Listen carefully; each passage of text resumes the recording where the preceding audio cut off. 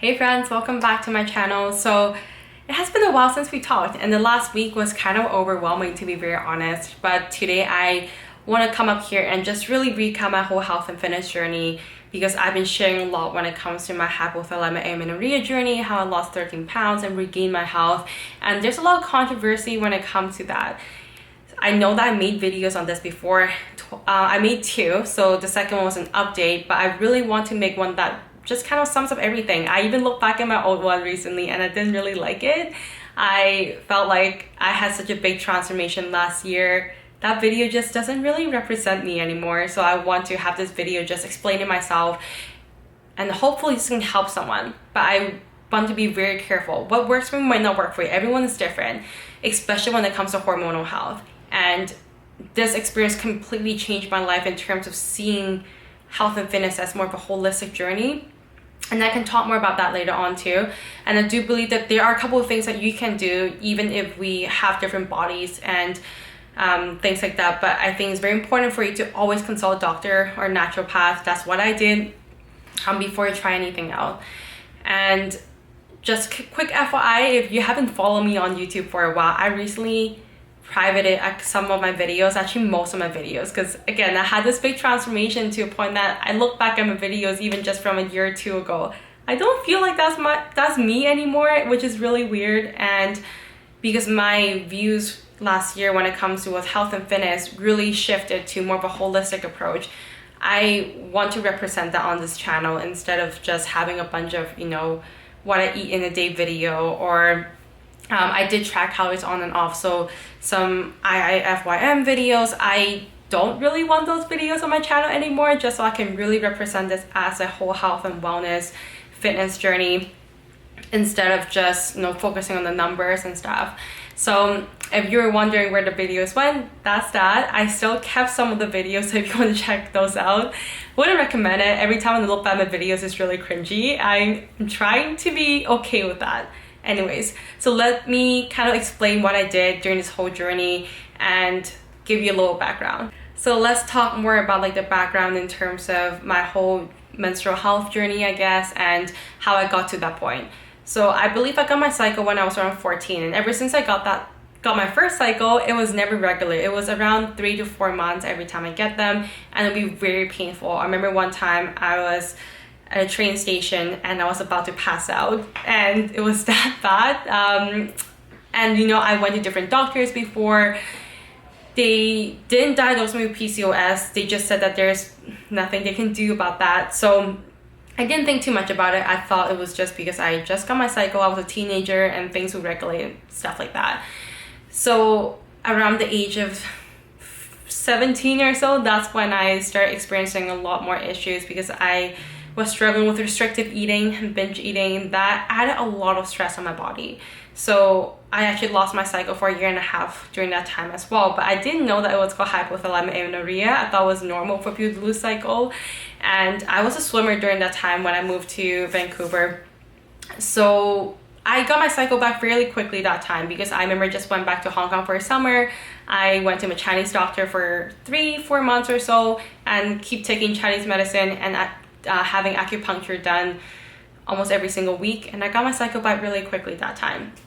So that's my first time having hypothalamic amenorrhea without knowing the name of it. And then what happened was I moved back to Vancouver for school and stuff, and at the age of 19 I went on birth control pill. And just for contraceptive reasons, I just thought that I wanted a peace of mind.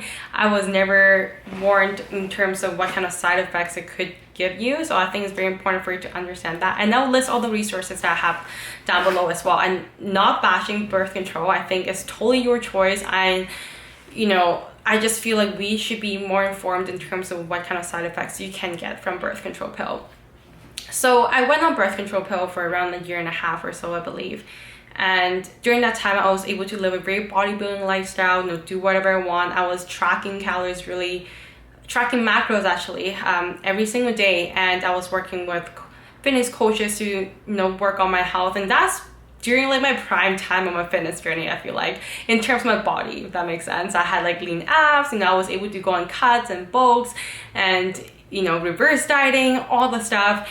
I did had some episodes when it comes to binging during that time, which I never talked about because the tracking kind of helped me a little bit in terms of building a healthier mindset with food. But it can go both ways. I can talk more about that on another video. But again, during those times, never had any issues, and I did experience a lot of mood swings, anxiety. Those are things that started appearing when I was around 19. I remember getting so anxious at the gym or going outside for some reason.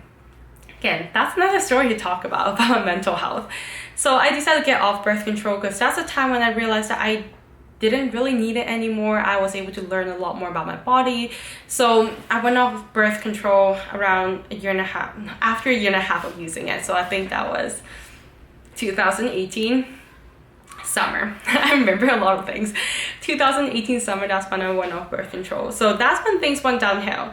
I started realizing a lot of symptoms that was going on in my body, which includes very cold hand and feet. I was gaining weight really rapidly. My body was just very fatigued and tired. My hunger was through the roof. Like if you have have a plate of food in front of me, which usually I can't finish it, I would eat the whole thing and more. I don't know what happened to me. And I was struggling to sleep. I was, again, very fatigued. So I have to sleep like 2-3 times a day. I have to nap a lot. And I had to rely on caffeine. I was having a lot of bloating issues, cramping, and I didn't really know what was going on with my body, basically. I have very low sex drive too, which sucks. And I started going to different naturopath, doctors, everything. Like, if you can think of anything, I went to everything. I did all the research. So the doctors, they weren't able to give me an answer. They did tell me the blood test shown that all my estrogen and progesterone were really low. My DHE and testosterone is moderate high, so I'm not having PCOS. But my naturopath, they tried to help me the first one tried to help me in terms of giving me supplements and stuff, but that didn't really work out. I just didn't see much improvement from that. A second naturopath really helped me, which I will list his clinic below. It's Dr. Eric Posen, and he is amazing. I love working with him. I actually booked an appointment, but he's fully booked till next year. He's very popular. So he was able to figure out a lot of issues for me too, which I really appreciate. I also work with a health practitioner, and again, I'll list it below if you want to check her out. Her name is Taylor. She's awesome. But before I started working with them, I was struggling with so much issues. Again, gaining 15 pounds really rapidly within only 2-3 months or so. And I was around the summer of 2019, so this happened for almost a whole year. I decided enough is enough. I have to do something about this because I was just so sick of this. I almost feel like I lost a part of my identity. Health and fitness has been such a big part of my journey, and I've been sharing my journey on Instagram for such a long time. It was one of the darkest moments in my life where I couldn't really explain to people what was happening to me, why I was not going to gym anymore, because I was just so fatigued I couldn't do anything. My body was not recovering. My joints were so achy all the time. I couldn't explain to people why my body looked completely different. I just hide away from social media for a couple weeks or months, I believe. Again, that's a whole nother story. But when I really started listening to my body and taking care of my health, which I will tell you a little more in terms of what you can do, but I definitely want to make sure that you're not, again, taking everything too seriously, knowing that this is just what I did.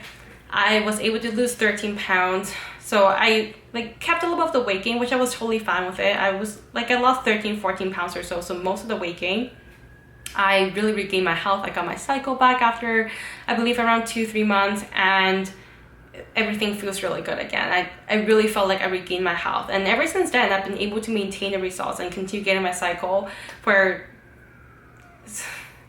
2021 now, 2 years. So that's basically a rundown in terms of the story, who I went to. During that time, I did go to acupuncturist as well in Chinese medicine. I just want to quickly add that there. Wasn't too sure whether that was helpful. The acupuncture was very relaxing, so I would recommend it if you have the extra resources to do that. So again, I will link my clinic below. Everything is in Vancouver, so just keep in mind. So here are some of the suggestions that I got and really helped my journey as well that you might be able to implement into your routine. The first thing I did was lowering down my stress level. I was so stressed out 24/7. If anything, going online, searching about different HA stories even scared me more, if that makes sense. So I really had to step back from it and step back from social media use and really take care of my stress in terms of lowering down the amount of caffeine I was having, sleeping a lot more, improving the quality of sleep. And so that means I have to go to bed a lot earlier, and I also had to, there were a lot of things that I did when it comes to stress. I remember I did a cortisol test and my cortisol was quite high. I had to take a lot of time for self-care, I believe, and just going outside for long walks. In terms of exercising, I was still working out around 4 to 5 days a week. I wasn't working out a whole lot in terms of like 6-7 days a week because I have to make sure that I'm giving body the rest. And I did some jiu-jitsu here and there during that time. It wasn't super consistent, but jiu-jitsu was like a good form of cardio for me. It was getting to a point that was a little too intense for me that I had to stop for a while too. But the strength training part, I continued doing that, but I kept it a little bit shorter, only around 50-60 minutes or so. Still able to see a lot of results from that. The biggest thing when it comes to the nutrition side, which is probably what most people are thinking of, I know that with HA, a lot of people say you have to eat at least 2,500 calories and stuff, and this is just my opinion. Depending on your situation, you probably don't have to eat 2,500 calories. I would definitely recommend, if you're someone that have no backgrounds when it comes to tracking and you want to make sure you're eating enough food, I would say track a little bit just to make sure you're eating enough, at least your maintenance, or a little bit higher. But again, I will definitely consult a naturopath or a doctor when it comes to that. But for my nutrition, I tracked on and off for a little bit, but it wasn't really working well for me at that time because I had so much stuff going on in my body, my gut health and everything. So I stopped tracking and I was able to continue seeing results. So that's just FYI. The first video I did mention I was working with a fitness coach, and I tracked for a little bit, but even after I stopped tracking, I was still seeing results by just implementing these changes. So I truly believe that it's really about taking care of your overall health and well-being. So in terms of like the food options and stuff, I had to remove a lot of inflammatory foods. So that includes a lot of red meat. I had to remove grains, gluten, and dairy, eggs, stuff like that. I don't want it to be anything restrictive for you if you do struggle with restrictive eating. But those are the food that have food sensitivities, if that makes sense. So I got a test done, and I tested I tested positive. How do you say that? I have food sensitivity towards a lot of the food. So I had to remove a lot of them just to make sure that my body is able to reduce the inflammation and really heal from that. But again, this is not the case for every single person. This is just for me. But from that, reducing stress, cortisol and everything, and like the improving the quality of food that I was having, I was able to make that transformation because my body started losing a lot of the inflammation. I was getting my cycle back, which also helped me to continue losing the little bit extra weight that I gained. So here's what I did afterwards to continue maintaining my cycle. I was making sure that I was eating enough and just not overtraining my body. I think that was one of the biggest thing. I didn't want to make too much drastic changes to my weight or body anymore because I want to make sure that I am having a healthy cycle. When it comes to nutrition, I did try to track because there was a point I really wanted to push myself a little more and get to my goal. So I did track for a bit, but I ended up kind of overeating a little bit during that time too. So that's the time when I started posting some what I eat in a day videos on YouTube. So I tried working with a couple coaches, started tracking a little bit. Again, on and off. So a couple months intuitive eating, and then went back to tracking. And I find that when I was tracking, I was starting to eat a lot more macro-friendly food, if that makes sense, which was on me, to be very honest. It's just kind of my personality that I want to fit in as much food as I can when I'm tracking macros. So my body felt like a lot more inflamed again, and I actually gained a little bit of weight from that too. So I decided that it was time to stop and just really listen to my body. And once I stopped tracking and start again improving the quality of food and what I did, then I lost the extra weight and I continued maintaining afterwards. So that's why I don't believe that tracking calorie and macro is that important. I think it does help you to get an idea when it comes to food. So if you're someone that never tracked before, I would recommend tracking here and there just to make sure that you are eating that food. Or if you are in another journey, you don't have to track every single day, but it can be very helpful. But during this journey, it's a health journey, I really just focusing on the quality of food, right? Instead of the quantity. As long as I was eating enough food, I was not under eating, and properly fueling my body, I was able to kind of continue losing a little bit of the inflammation, just feeling my best and maintain the results afterwards. So I want to quickly clarify that. So yeah, so after everything with the exercise part, again, I kept up with the same exercise around 4 to 5 days a week and strength training, and I do some cardio here and there too. During the panini that hit last year, I started doing a lot more home workouts, which is when I realized that you don't have to have super intense exercise 4 or 5 days a week to continue seeing results, because I was able to continue making progress by just training 4 days of maybe 30-minute workouts, which was kind of mind-blowing to me. And I started understanding more about intuitive exercise, and that has been very life-changing. I started doing more Pilates. I did some circuit trainings, but I had to be very careful in terms of not overdoing the HIIT or circuit style training. Mostly strength training at home. And now that gyms are kind of open, I've been back for a while. I still train at the gym maybe 3 days a week, 1-2 times at home, and I've been adding more yoga. So my routine's constantly changing, but the last month or so it has been yoga twice a week and strength training 3 times a week or so. In terms of my lifestyle, I continue removing a lot of the inflammatory foods, but I still introduce them from time to time, if that makes sense. I never want to be too restrictive, since I was able to regain my health. I know with my past, if I'm being too restrictive with anything, I can't maintain it. So I continue to eat a little bit of gluten here and there, but just be very mindful with how much I'm having. I continue to sleep really well every day before 10 p.m. I always go to bed, and with my stress, I really work on improving my self-care routine, having a solid morning, evening routine. Caffeine, have to be very careful. I drink 1 cup of coffee a day and 1 tea. That's it so far. I barely drink any pre-workout. I do have it from time to time, but I don't like how I feel, so I would just do 1 cup of coffee. That's kind of my max. So that's the thing I did, I believe.